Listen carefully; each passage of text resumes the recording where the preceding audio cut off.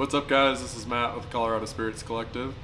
We are here in Pine Bluffs, Wyoming, and I'm joined by Chad Brown, owner and man of all things here at Pine Bluffs Distilling. Head taste tester. Yeah, head taste tester that we've been doing a lot of, and obviously has great taste in hats. They are Clearly. basically spectacular hats. Thanks for having us. Yeah, thanks for coming up. Yeah, absolutely. All right. So, you moved here a couple years ago. Kind of tell us what you were doing before the distillery scene. My previous life, I was a casino investigator. You know, it kind of leads right into distilling, right? Yeah. You know, we're going down the vice path.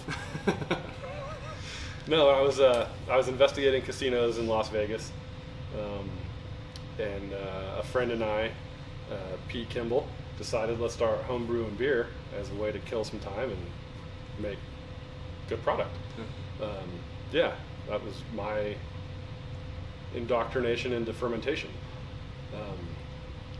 A cousin came out from Pine Bluffs to Vegas for a NASCAR race and let me know that, man, a lot of these grains that you're using are grown in this area of Wyoming, and it'd be great if you don't want to raise your daughters in Vegas, you can come out to Wyoming and do this out here. Oh yeah. So my wife and I packed up our 3 kids and our dog and loaded up in the Penske truck and drove out to Wyoming. Oh yeah. So, and that was 2014. 2014. 2014, yeah. And then that kind of obviously leads you into starting Pine Bluffs Distilling. Yep. And that was 2014 as well. Yeah, so we got out here in July of 2014, worked on a family farm for a year and a half, and started writing a business plan to take these locally sourced grains or locally raised grains, and we came up with the premise of Wyoming Malting Company to make malted barley for breweries. It didn't pencil out that it would work here in Wyoming unless we added a second business. Right. And we looked at opening a brewery, we looked at opening a distillery. 2014 there were, 3,000 breweries across the country, and there were 300 distilleries. And we thought, man, how unique would it be to have a distillery in the middle of nowhere, Wyoming, where we're malting all of our own grains. So we changed the business plan a little bit and threw a distillery in there as well. Oh yeah. Yeah, so this is one of the most unique distilleries / malt houses that I've been to. It's literally they go hand in hand. We have barrels behind us, and then over here are the big malt drums. Malting drums. We can hear the kiln going. We can hear the kiln going, and then literally on the other side of this door is the still, more barrels, bottling. It's one big warehouse that is literally grain to glass, farm to flask. Farm to flat. I like that. I haven't heard that one. That's cool. So kind of tell us about the Wyoming Malting Company. Yeah, so Wyoming Malting Company, we buy barley from Tim Anderson and Tim Anderson Farms. The grain this year traveled 22 miles from his field to our facility. Then we malt it here on site. We make probably 8 different malts from pale, Vienna, Pilsner, dark pale, caramel, 20, 45, 60, 2 different Munichs. And then we sell that to local breweries that are making spectacular, amazing beer. So Accomplice over in Cheyenne, Saratoga, Lander, Thermopolis, all these amazing Wyoming towns are using Wyoming grains to make their beer, which is pretty cool. Yeah. So, and one cool thing about Tim Anderson is his farm is 3 years older than the state of Wyoming. Huh. It was founded in 1887, and That's Wyoming cool. became a state in 1890. That's cool. Yeah. Yeah. So it's as we kind of you said, it's Wyoming grains. Yep. Through and through, with the whiskey, all the way from when it's grown to when it's put in the glass and ready for consumption. That's right. Which is my favorite part of it, because we've been doing it for the last couple hours. So Yeah. I'm parched. And then I was checking out your website, which their website is legit.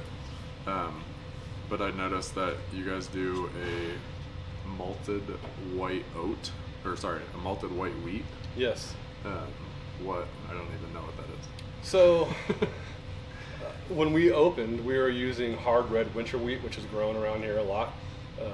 And breweries were kind of so-so on it. We talked to a lot of the breweries, and they're like, if you ever got white wheat, that's typically what we get commercially. Okay. I was in the bowling alley, hanging out, having a Caucasian, and a guy was like, "Hey, you're from Wyoming Malting Company, Pine Bluffs Distilling." "Yeah, I grow white wheat. Would you like some?" Yeah. It's like, "Why, yes, sir, I would." Absolutely. Yeah. And so we switched over to white wheat, and our numbers on the malted white wheat are amazing. Great extract, great enzymes, and then on the whiskey side, there's rye bourbons and there's wheated bourbons. We thought it'd be fun to any white wheat we use would have to be malted white wheat. Right. So every one of our whiskeys that has wheat, it's actually malted white wheat whiskey. Okay. So, which is just a random little tidbit. One of the more unique things you guys use in your lineup, because you also have a straight whiskey that is an oat whiskey. Yeah, the TTB wouldn't let us call it oat whiskey. We're like, that's not a category. And so I said, what can we call it? And they said straight whiskey. I'm like, but it's got oats. Yeah. And they said, then put oat below it. Okay, TTB. Right. Always have to get there. Yeah, but that's that whiskey is 60 to 70% oats. Okay. We started at 70%, didn't like it, dropped it down to 60, blended all those batches together. Okay. Cool. You haven't tried it yet, have you? I don't think we have. Yeah. I think that's the only thing we haven't tried. Oh no, we haven't tried Triticale yet either. Oh yeah, we gotta get another Triticale. We'll pause here in a few for that. So, kind of you touched on it a little bit with the malted white wheat. Yep. With the yeast strains, you tell us a little bit about that, and then your char levels. Yeah. Not your chair levels. Yeah. So our yeast strain. Everything we do comes from Firm Solutions out of Danville, Kentucky. Dr. Pat Heist, he presented at one of the first classes I went to. He also is one of the owners of Wilderness Trail, which is a phenomenal whiskey. And he kind of sold me on fermentation sciences because he's a doctor. Yeah. And I was like, man, this guy's smart. Probably knows what he's talking about. Probably knows what he's talking about. And so we use nothing but Firm Solutions yeast. I believe it's 927. I could be wrong, but it's an amazing yeast. We get amazing grain flavor and not a lot of yeast flavor. One thing we haven't talked about today is we are strictly sweet mashed. So there's no sour mashing in here.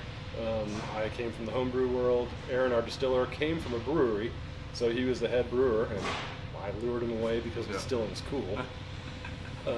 So we do nothing but sweet mash, and we didn't know that it was a thing called sweet mash.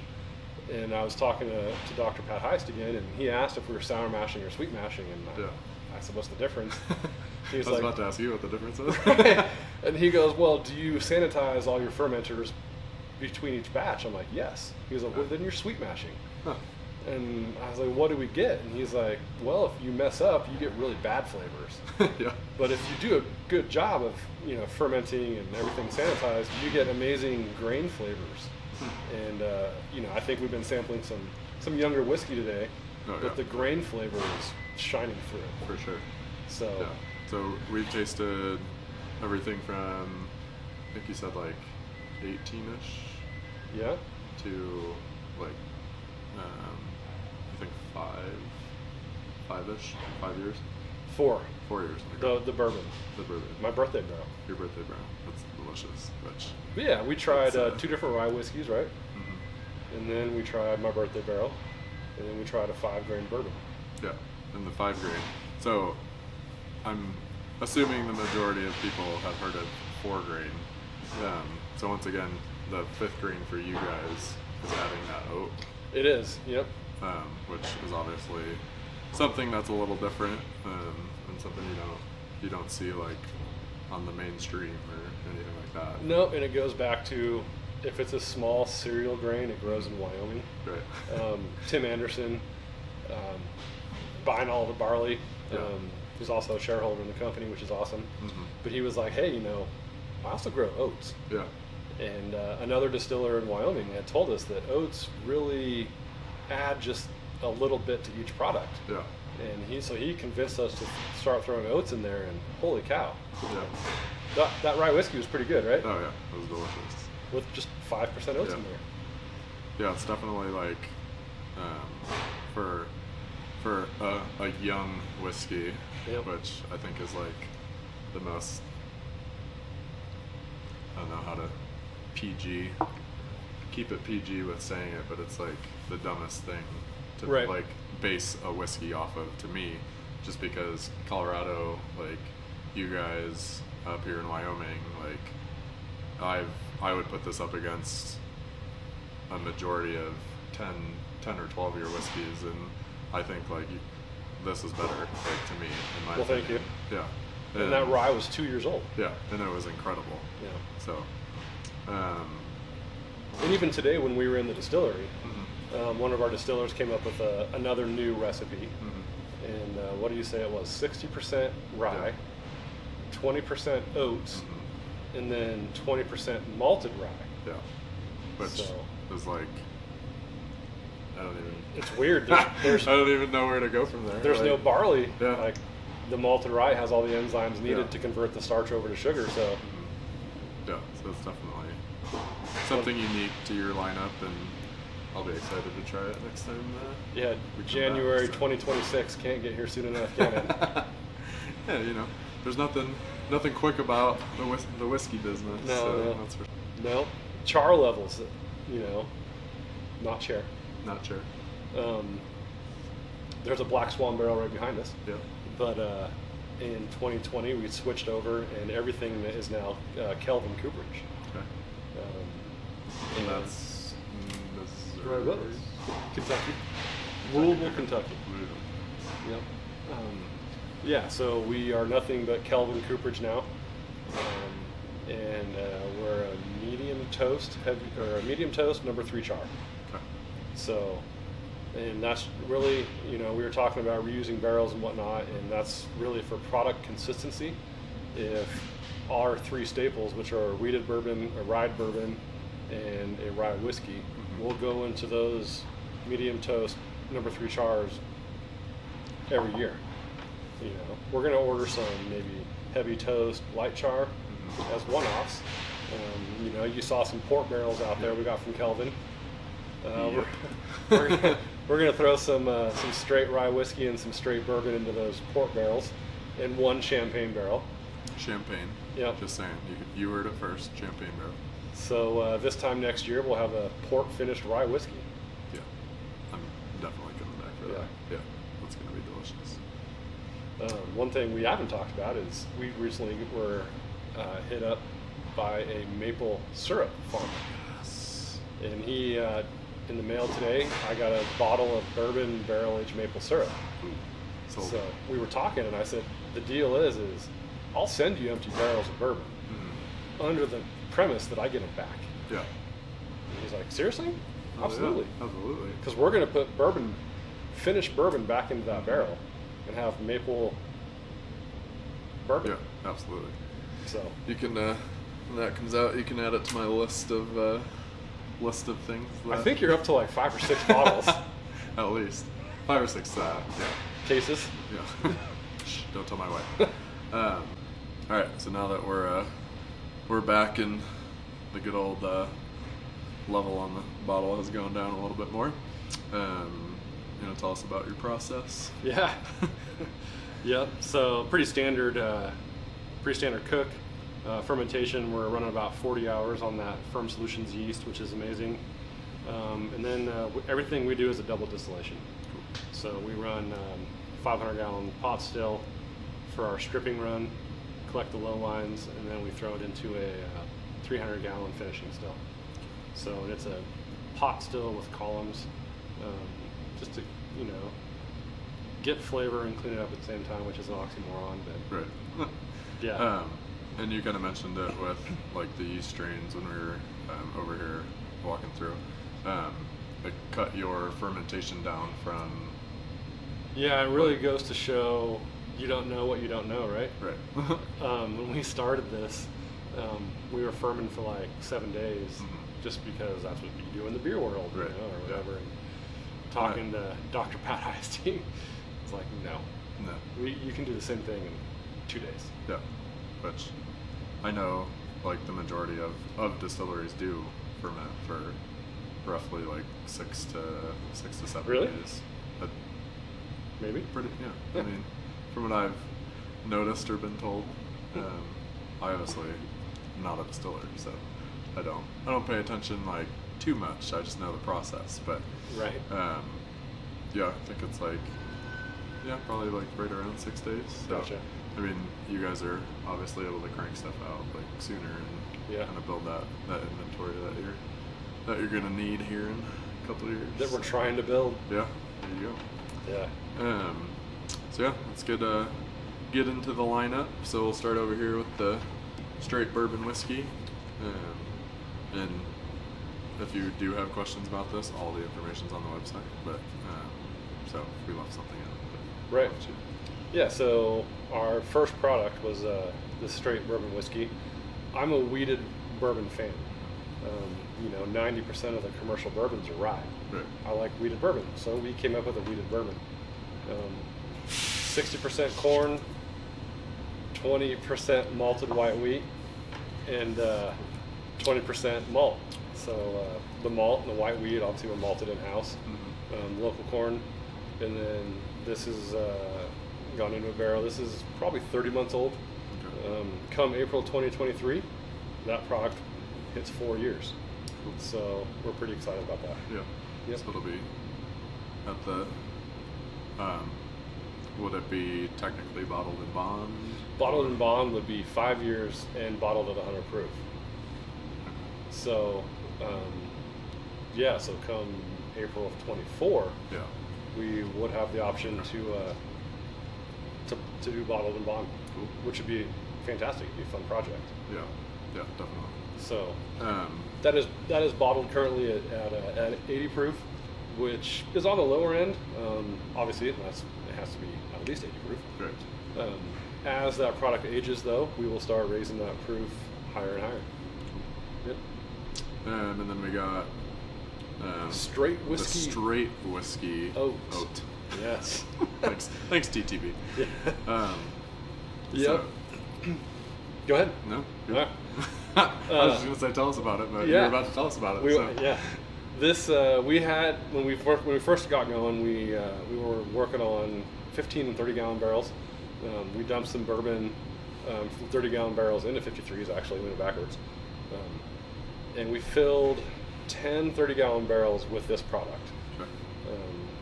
At 2 years, we dumped 5 barrels. It is a super unique whiskey. It's not my favorite. Okay. I like it, Yeah. but I like bourbon. I like the sweetness of bourbon, right? But this is probably the most polarizing whiskey I've ever seen. Mm-hmm. Customers walk in the door and this is the best thing they ever had. Right. Customers walk in the door and say, this tastes like what I feed my horse. Yeah. It's the strangest thing. And we started marketing it out in retail to the liquor stores, and people love it. Yeah. It's polarizing now. Some liquor stores are like, get this out of my store. Right. Other liquor stores are like, we want a unique product. Yeah. And this is Oh, yeah. a unique product. And Definitely unique for sure. so we just filled 8 barrels with it yesterday. So we got to wait a few more years. Yeah. They'll be in 53s, but it's a super fun product. Mm-hmm. It's, you mix it in an old fashioned with dark brown sugar simple syrup, it tastes like you're drinking an oatmeal cookie. Oh yeah.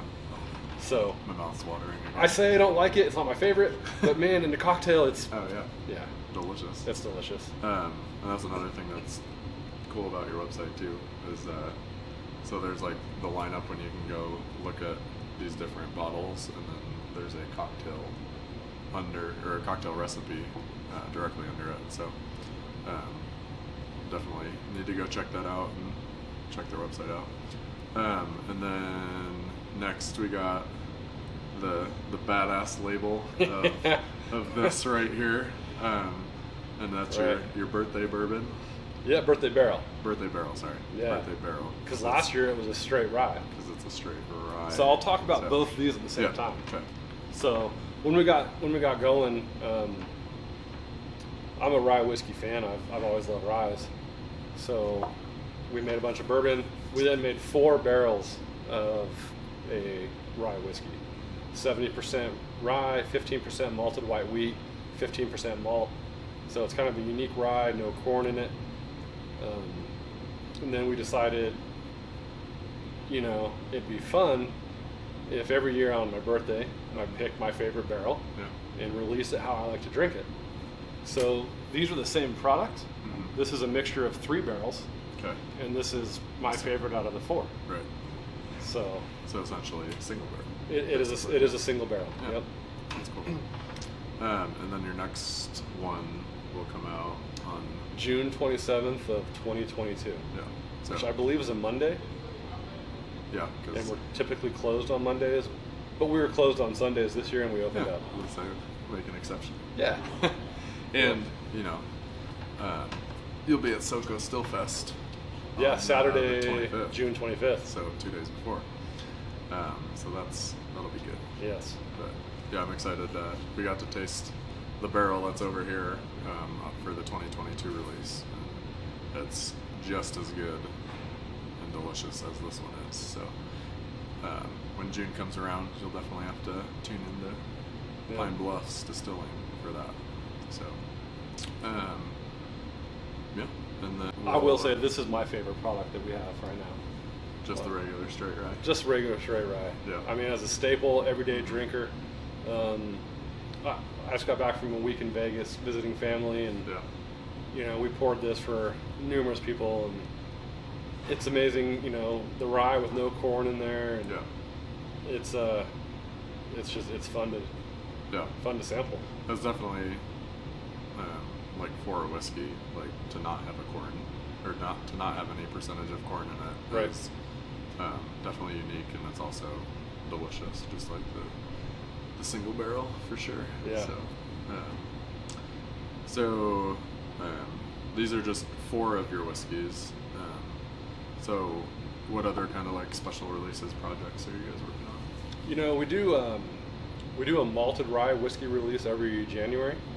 So we fill 12 barrels of 100% malted rye whiskey, and we release that sometime January. This year it's going to be January 7th. Okay, so 2 weeks? A week from Friday. Damn. Week and a half, Yeah. All right. And the reason it's typically middle of January. Yeah. I should say typically. We've done it once so far. This is the second release. It's barrel number 2. The last time. Yeah.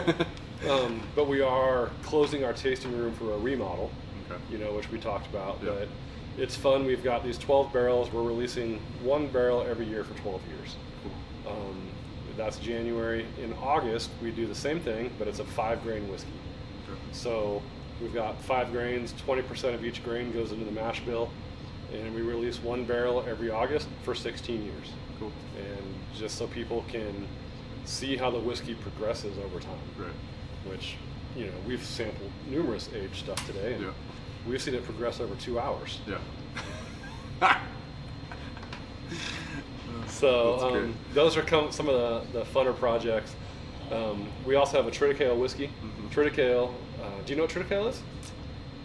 You told us earlier, but but you didn't. Already forgot and had never heard of it before that. Triticale is a wheat rye hybrid grain. Okay. So it's grown a lot out here as silage for cows. Okay.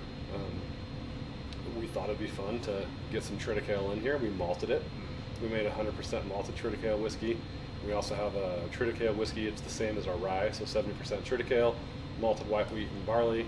We also have a bourbon with triticale. So the same as our wheated bourbon and our rye bourbon. We took those grains out, replaced it with triticale. Okay. That's a fun project. We've also got a bourbon with oats.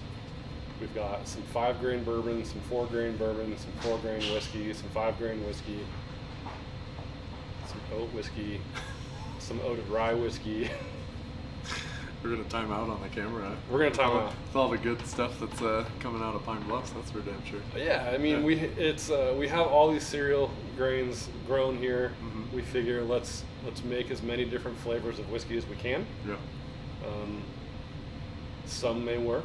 Yeah. Some may not. Yeah.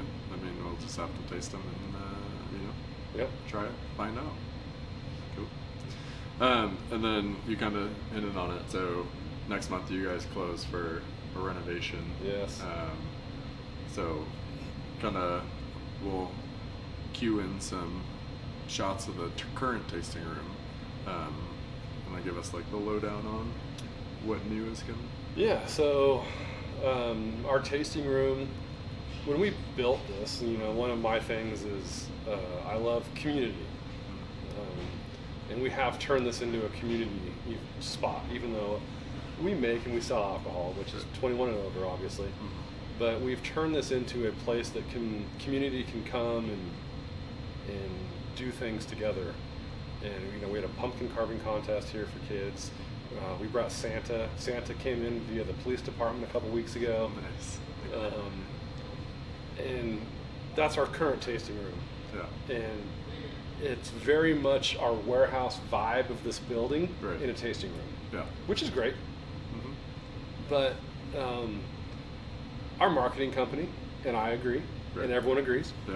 that, man, when you walk into a tasting room, how cool would it be if it was like branded, the mm-hmm. whole thing? Right. And so we're gonna shut down January 11th for 10-12 weeks, and we're gonna remodel. We're gonna bring in a false ceiling. We're gonna change our seating. We're gonna change our bar. We're gonna change our mural. Sorry, Patrick. We're gonna just change the whole outlay of the tasting room, make it much more, instead of big long tables, mm-hmm. a lot more smaller 2 and 4 seats. Cool. And it's gonna be fun. Yeah. But you did leave out one of my favorite things that you guys have done, which are the Corgi races. Oh yeah. They're one of my favorite days of the year. So I don't think I've ever heard of anybody doing a Corgi race. Yeah. But it benefited the Cheyenne Animal Shelter. Okay. Yeah. So are you guys going to be doing that again this summer? Yes. We run Corgis. We run the Corgis the same day as the Kentucky Derby. We kind of call it the prelude, Yeah. So the Corgis typically start about 3 o'clock. That's so great. Last year we had 40-ish Corgis. We have one mutt round. Nice. My St. Bernard finished dead last because she took about 3 steps and sat down. Yeah. But we race Corgis. All of the funds that day go towards the local animal shelter. We have a costume contest. Dress up as you would to the Kentucky Derby. Yeah. We then show the Kentucky Derby. We drink mint juleps. There's silent auctions that go back to the animal shelter. Oh. It's just once again, it's a day of community to raise funds. It is a great day. Yeah, and we kind of chatted about it earlier. You guys have people come from Denver, South Dakota, Texas. So. Yeah. If you're looking for the Corgi Derby, that's here in good old Pine Bluffs, Wyoming. It'll be the 4th annual this year. 4th annual. So I will definitely be coming back for that. That is for damn sure. It is. It's so much fun. I mean, you've seen the size of our town. 1,200 people. Yeah. There's easily 500 people here for the Corgi Derby. Oh yeah. We bring in temporary bleachers. Nice. We have MCs that it's fun. The whole shebang. Yeah. We're big time for a day. Yeah, right.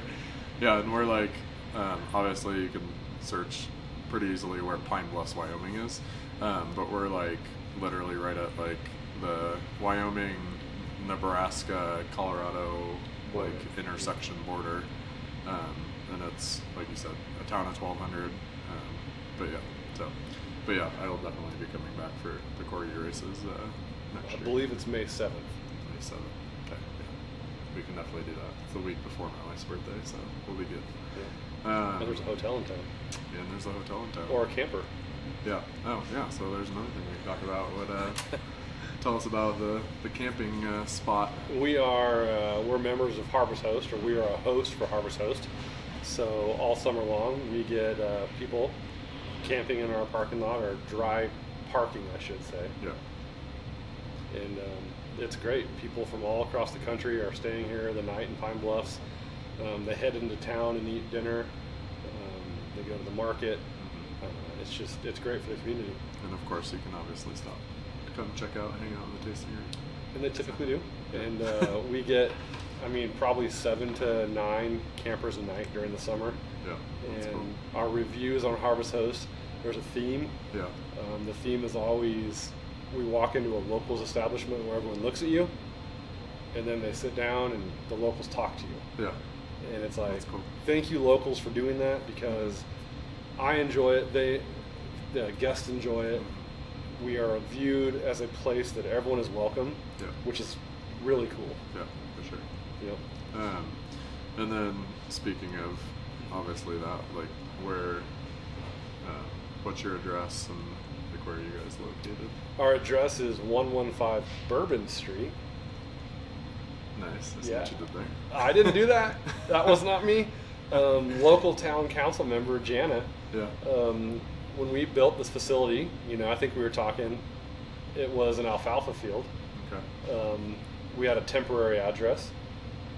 Well, when it came time for a permanent address, they were asking the town council members for a street name, and Jana Kessner said, I think it should be Bourbon Street. Yeah, there you go. Here we go. Come to Pine Bluffs and get some bourbon on Bourbon Street. That's right. Then you guys are currently doing tours, private We are. events, that kind of thing? Yeah, so currently we're doing tours kind of on demand, Monday through Friday, Saturdays-ish, but mainly Monday through Fridays. Okay. I think Aaron, our head distiller, and myself, we love to give the tours just because we're so passionate about what we do. Great. Yep. For sure. Private events, yes. We've had 2 weddings here now, or a wedding, not the wedding itself, but whatever it's called. Reception. There you go. Yep. We've had 2 receptions here. Yeah. We have high school graduations here every year. Nice. Like, it's parents book this place. Okay. Obviously, their kids aren't drinking, but they always ask for extra pop that weekend. Yeah. But it's great that parents realize that we are a unique place for high school graduation. We also held the first, it wouldn't be annual, it'd be the inaugural Harvest Feast dinner Okay. for Laramie County in October. And so all the food came from Laramie County, Cool. which as the agricultural hub of the state was kind of cool. Yeah. Yeah, We're gonna definitely keep unique. growing that. We're gonna have a harvest feast here every year. Yeah. Yep. Sounds like I'm gonna be spending a lot of time in Pine Bluffs, Now specifically you're up to between- May, June, October. I mean, you had me at Corgi races, so you know, Yeah. a cool dinner would actually be the cherry on top. That's right. For sure. And then let's talk about like distribution. So good old controlled state. Yeah. But you're branching out here within the next couple months. Yeah, so as of right now, we are in Wyoming and a sliver of Nebraska, like the western sliver. We were talking earlier, just last week, got confirmation that a distributor in Colorado wants to distribute us in Colorado and Georgia, which is pretty exciting. Yeah. And they want our rye bourbon, our wheated bourbon, and our rye whiskey for those 2 states. Also got confirmation last week that a distributor in Nevada wants our rye whiskey, and that's pretty exciting. Yeah. I moved here from Nevada, went to school in Nevada, go Wolfpack. Had to, right? Yeah. Oh, yeah. Yeah, yeah. Absolutely. Got a rep. Yeah. Got That's it where right. you came from. Spent 17 years there, so all my friends back in Nevada, hopefully within 6 months, our straight rye whiskey will be on the shelves out there. Oh, yeah. Long term, 2024, 2025, not that far out there, then we'll start expanding. Yeah. We need older whiskey first, Yeah. For sure. not faster. Yeah. And yeah, there's definitely not slowing down. Yeah. That's for sure. You guys have increased your barrel filling. Yeah, we over the filled past- 192 barrels last year, 218 this year. Our goal is 300 next year. Cool. And then it's just- Solid increase for sure. Yeah, and it's just 53-gallon barrels, and Cool. And then where can we get you on website, social media, that kind of things? so website is pinebluffsdistilling.com. Facebook, I believe, is just Pine Bluffs Distilling. Instagram is Pine Bluffs Distilling. Cool. Our amazing, like literally amazing social media manager, Teresa Brown, Shout out. aka my wife, recently joined TikTok as Pine Bluffs Distilling, Yeah. and has a viral video of us bottling. There you go. It's got 1.3 million views Yeah. of us hand bottling our fine spirits. There you go. But yeah, and on the website, you've talked about it. Mm-hmm. We list all of our mash bills on there. We thought it was kind of fun. Yeah. You know, like, hey, here's our mash bill. Yeah. You know, critique us, judge us, but this is what we like, and Yeah. we hope people like it too. Oh, yeah. Cool. Obviously, the demand shows that people do like it. So Yeah. you guys are crushing it up here in good old Pine Bluffs. So, Yeah. well, yeah. Oh, I have a question for you. okay. As you were driving up, what was your expectation of A, the town, Okay. and B, of the distillery? Ooh, turning it around, then I think it was the first time I think I've actually been asked a question. Oh, really? Oh, yeah. Yeah, I've yet to be. But, so, obviously, like, when I come to a distillery, I do a little bit of research and check social media, website, that kind of things, or that kind of thing. So I kind of knew, like, the layout, like, of the town, how big it is. Yeah. So I wouldn't say I was shocked, just because I know how small Wyoming is on a population side. Right. But we did come into town, and then I was telling Vince, who I came up here with. Yep. I was telling him, like, we kind of started to go into town, and then you like hook that left and come around, and I'm like, yep, that's the town. Yeah. And then we get back here, and it's like this like huge distillery, which it's like one of the, like I've been telling you, it's one of the bigger ones that like we've been to, and yeah, I mean it was kind of what I expected, but yeah, it's cool to be literally, like, to me, out in the middle of nowhere, like, Yeah. but to see like the size of a distillery and like the success of that, being in such a small town is super cool. So, Awesome. yeah, but yeah, so make sure you follow Pine Bluffs Distilling on social media, TikTok, and check out their website if you have any other questions about the mash bill. Hit them up on Instagram; they're super responsive. And then make sure you follow Colorado Spirits Collective, Instagram, Facebook, maybe TikTok soon, since this is like That's right. the second time in the last few days that I've been hit up about All one. the cool kids are doing it. All the cool kids. And then also follow SoCo Stillfest. These guys will be here, so you'll be able to taste through some of the unique stuff. And yeah, and YouTube. So thanks for having us. Cheers. Yeah, cheers.